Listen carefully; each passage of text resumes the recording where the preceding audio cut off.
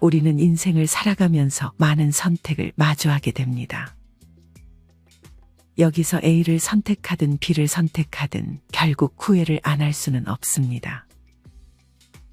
다만 결과가 좋을수록 후회의 정도가 작아지고 결과가 좋지 않을수록 잘못된 선택을 원망하며 큰 후회를 하게 됩니다.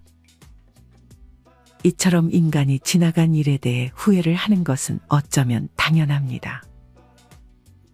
결과를 미리 알 수 있으면 좋겠지만 항상 모든 건 지나고 나서야 깨닫게 됩니다. 이렇기 때문에 후회가 남는 것이죠. 그 누구도 완벽한 인생을 살 수는 없습니다. 죽기 전엔 누구나 후회를 하는 것이고 그렇다고 해서 잘못 산 건 더욱 아닙니다.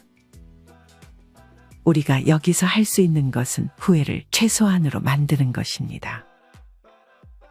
사람들은 죽지 않을 것처럼 생활하다가 죽음을 앞두게 됐을 때 후회가 밀려온다고 합니다. 하지만 이때는 늦은 후회가 될 수도 있습니다. 그렇기에 우리는 지금부터라도 어떻게 하면 후회를 덜 할 수 있는 인생을 살 수 있는지 고민해야 합니다. 이런 후회를 줄이기 위한 방법으로 우리는 우리보다 오래 산 인생 선배들의 조언에 귀를 기울이는 것도 좋은 방법이 될 수 있습니다.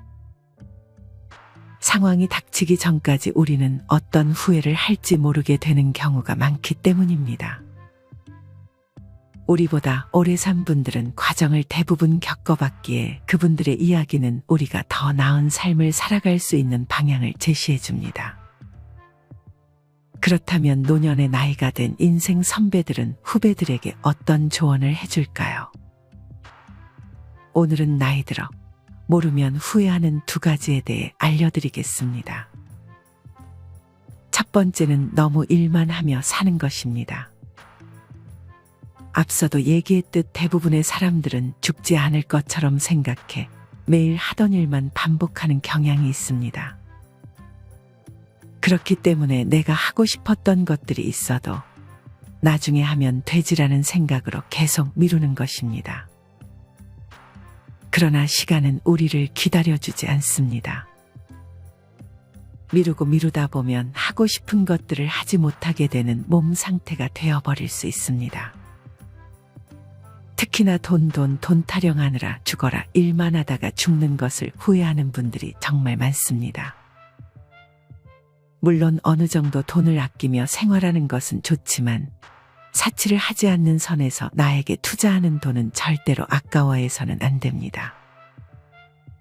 하고 싶은 것, 원하는 것, 조금은 이기적인 삶이 나를 발전시키고 행복하게 해주는 것입니다. 행복한 노년을 보내시는 분들은 가고 싶은 곳이 있으면 가고, 먹고 싶은 거 있으면 먹고, 하고 싶은 게 생기면 바로 시작합니다. 너무 돈을 아끼고자 하는 마음이 큰 나머지 1,000원만 더 내면 맛있는 것을 먹을 수 있는데 1,000원을 아끼고자 맛있는 음식을 포기하는 분들도 많이 계십니다. 이것이 잘못됐다는 것은 아니지만 그래도 조금은 나 자신을 위해 돈을 쓸 줄 안다면 행복한 삶을 살아가는데 아주 큰 도움을 줄 것입니다. 또한 지금 살고 있는 삶이 내가 원하는 삶인지 남이 원하는 삶인지 파악하는 것도 중요합니다. 이것은 임종을 앞둔 분들이 많이 후회하는 것 중 하나입니다. 남이 어떻게 볼까 계속 눈치를 보게 된다면 정작 나를 잃게 되고 내가 하고 싶은 것을 못하게 됩니다. 주변에서 나이값 못한다고 욕할까봐 혹여나 나를 뒤에서 흉보진 않을까 하는 쓸데없는 걱정을 하는 것입니다. 하지만 여기서 알아야 할 것이 있습니다. 다른 사람들은 그렇게 남에게 관심을 가지지 않습니다. 여러분이 무엇하든 크게 그것을 신경 쓰지 않는다는 것입니다. 혹여나 뒤에서 욕을 하면 어떤가요? 그것보다 내가 후회 없는 삶을 사는 것이 100배는 더 중요할 것입니다. 그러니 주변 신경 쓰지 말고 오로지 나 자신을 위해서 내 기준을 잃지 말고 살아가는 습관을 만드는 것이 좋습니다. 두 번째 조언은 고독을 즐기는 것입니다. 이 말도 아마 질리도록 들어보셨을 것입니다. 하지만 아직 이를 진정 실천하시는 분들은 많지 않습니다.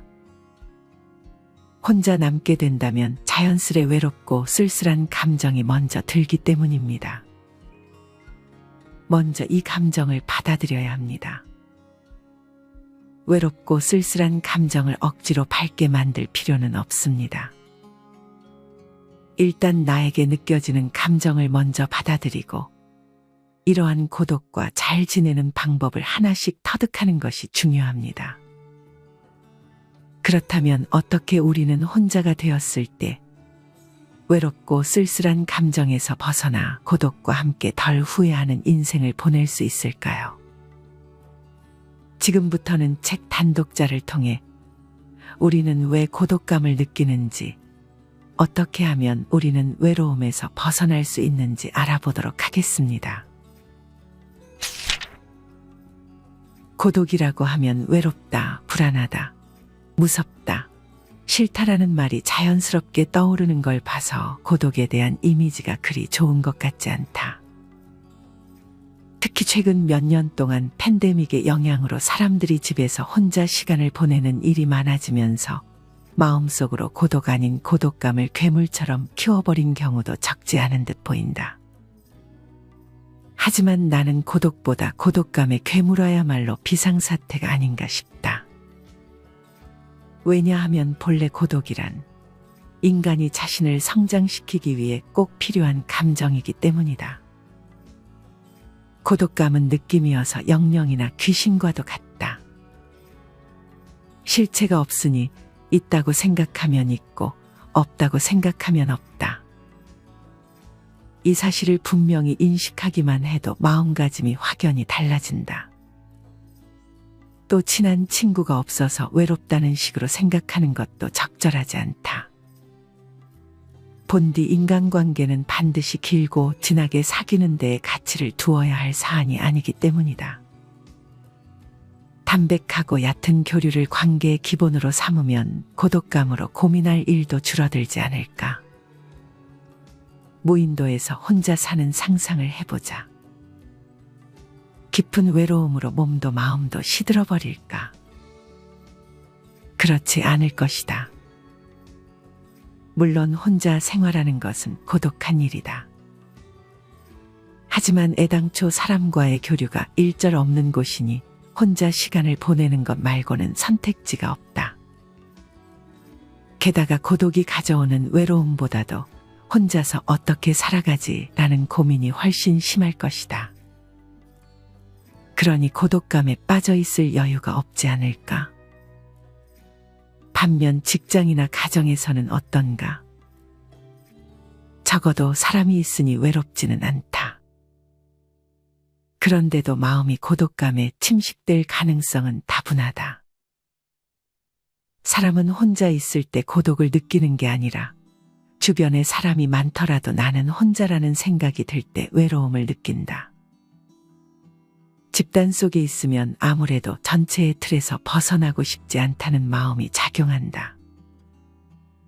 즉 타인과의 관계 때문에 고독감이 생기는 것이다.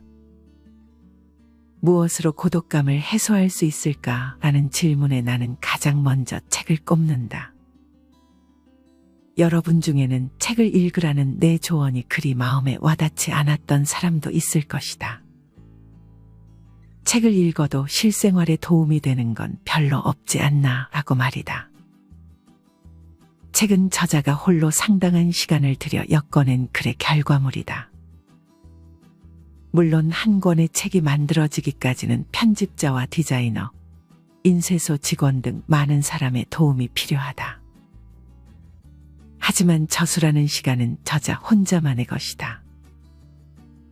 저자가 혼자만의 시간을 소중히 여기며 알찬 작품으로 열매를 맺으면 이 작품을 읽는 사람은 그 열매의 숙성된 맛을 즐기며 혼자만의 시간을 보내게 된다. 이러한 연쇄작용 속에서 책을 읽는 사람은 고독감을 느끼지 않는다.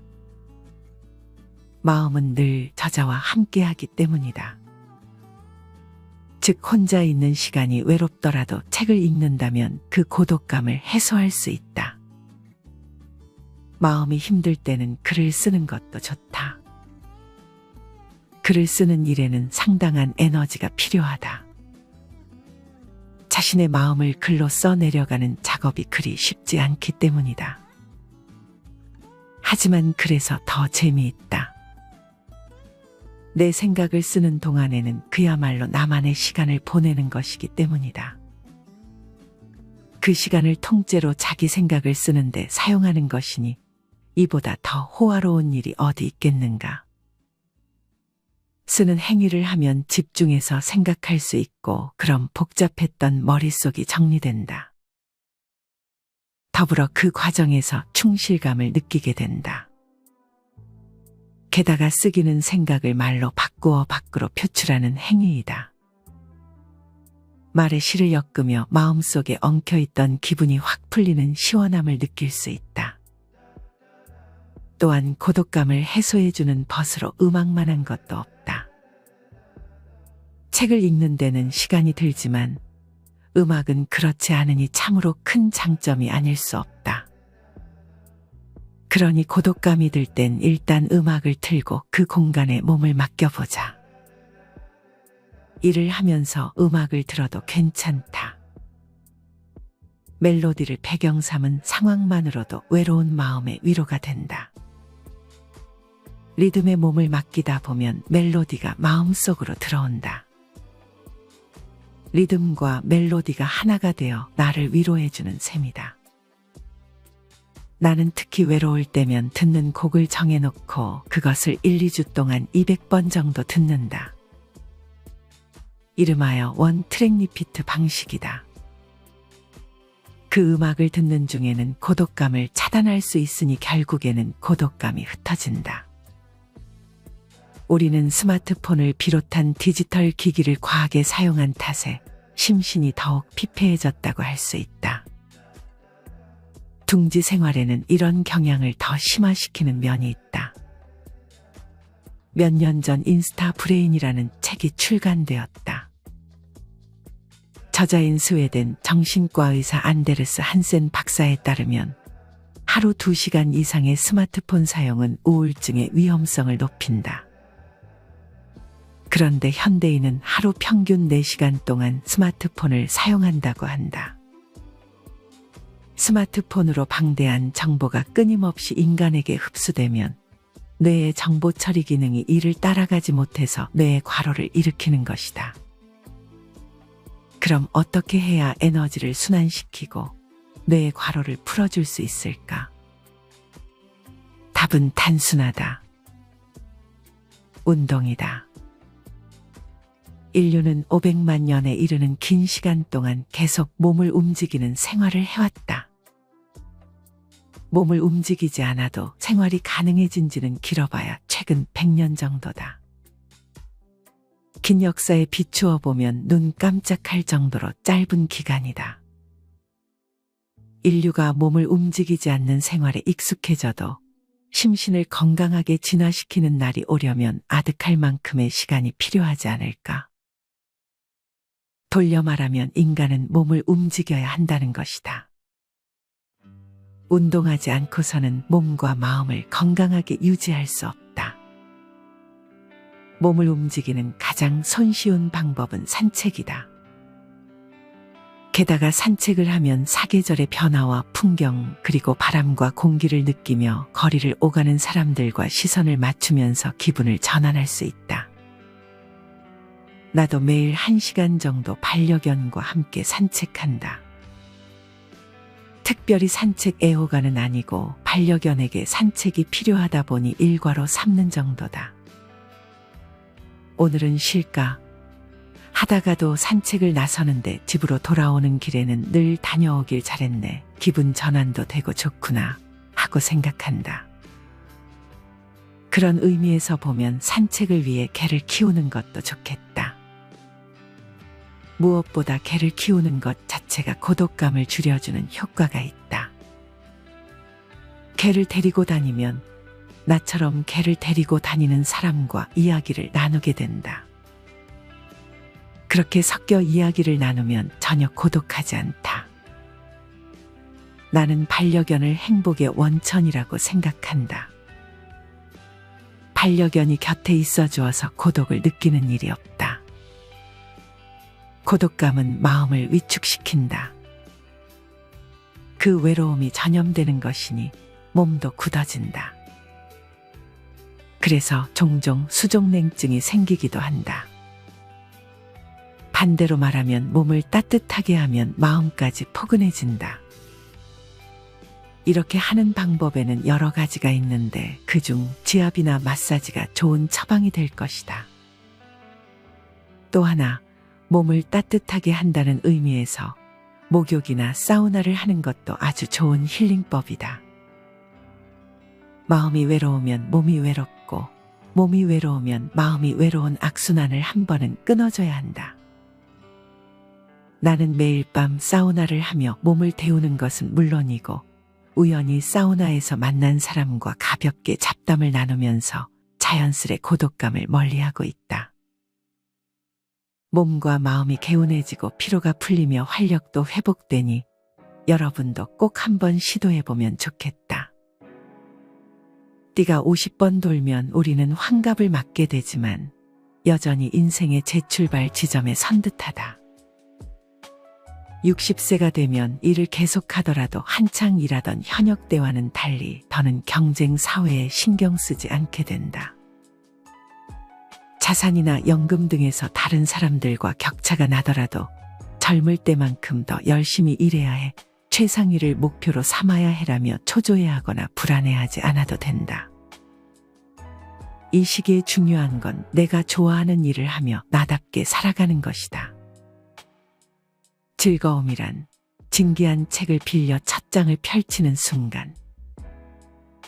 즐거움이란 따뜻하고 맑은 봄, 가을에 나서는 순간.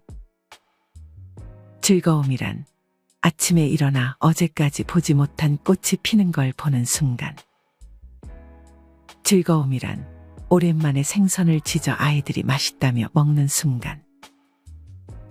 즐거움이란 마음 터놓을 수 있는 친구와 우스갯소리를 하며 박장대소하는 순간.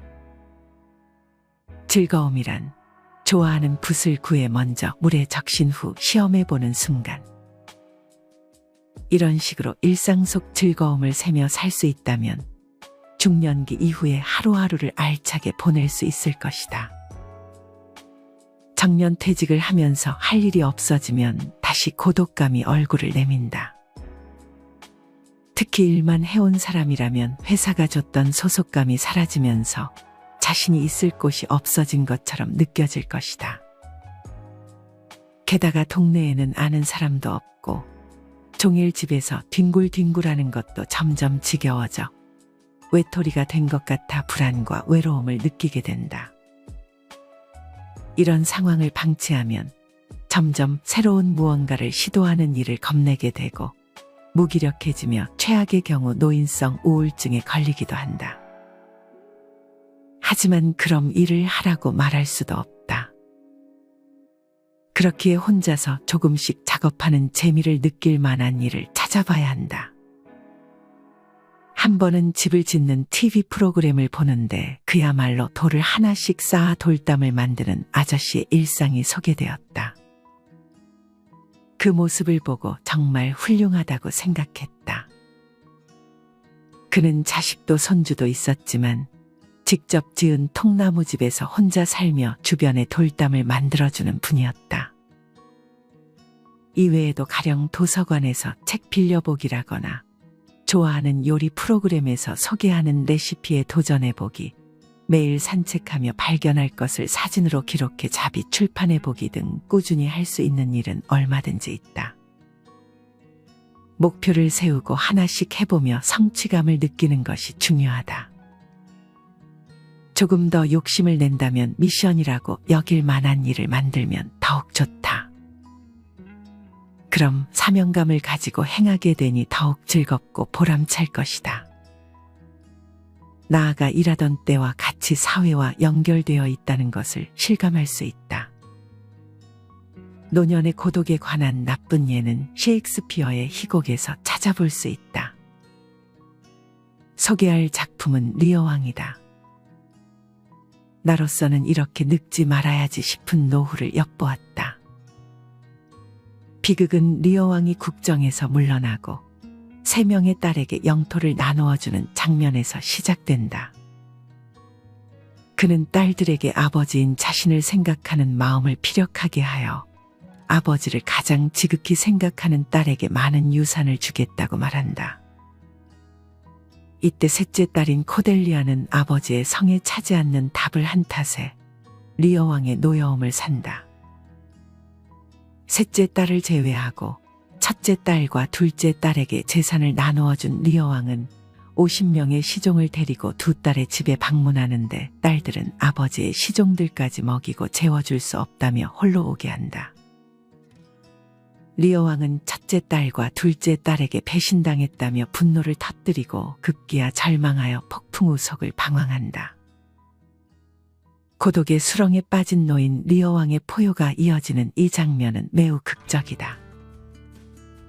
바람아 불어라. 나의 뺨을 찢을 때까지 불어라. 미쳐 날뛰어라. 리어왕은 결국 셋째 딸 코델리아를 찾아가 위로를 받지만 결국 이놈도 저놈도 살인자다. 모반을 꾀한 놈이다라고 외치며 숨을 거둔다. 좋다고 해야 할지 나쁘다고 해야 할지 리어왕은 마지막까지 기운이 넘친다. 미쳐 날뛰는 리어왕을 보는 게 재미있을지 모르나 실제로 이런 노인이 가까이 있다면 큰일이다. 왜냐하면 스스로 고독을 자초할 뿐이기 때문이다. 우리는 리어왕의 비극을 통해 노인이 고독해지지 않으려면 필요한 자세 3가지를 배울 수 있다. 첫째, 생전의 재산 증여를 서두르지 않을 것. 상속자가 유산만 받고 나서 피상속인을 돌보지 않을 수도 있다. 둘째, 사소한 일로 화내지 않을 것. 나이가 들면 완고해지고 참을성이 없어지는 탓인지 일이 뜻대로 되지 않으면 금세 화를 내는 경향이 있다. 나는 이를 노인성 화증후군이라고 부르는데 반드시 주의하는 것이 좋다. 셋째, 자신의 노후는 스스로 책임지도록 준비할 것. 그렇지 않으면 자식에게 짐이 될 수 있다. 이렇게 극중에서 리어왕의 모습을 참고하여 노후 계획을 세워보는 것도 좋겠다. 지금까지 우리는 책 단독자와 함께 기꺼이 고독을 만끽하는 법에 대해 배웠습니다.